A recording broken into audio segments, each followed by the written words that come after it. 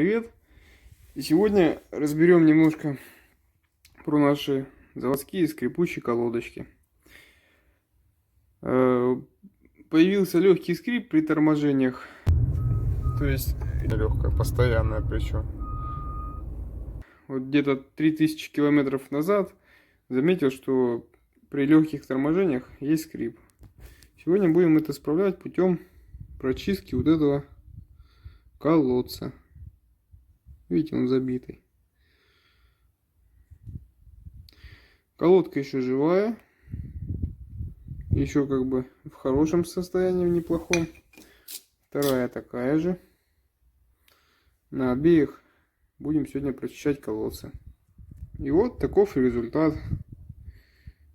Любым гвоздичком, шурупчиком можете прочистить свою колодочку. И у нас вновь появится вот этот зазор. Неспроста, что тут. Я взял вот такую вот железную палочку. Сейчас на второй колодочке то же самое проделаю.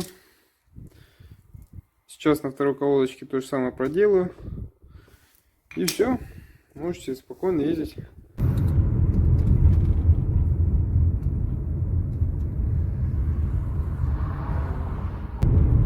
Пробуем производить плавное торможение. Притормаживаю. Свиста, скрипа нету. Еще притормаживаю. Свистов нету. Так что прочистка работает. И работает довольно хорошо. Свисты и скрипы лишние пропали.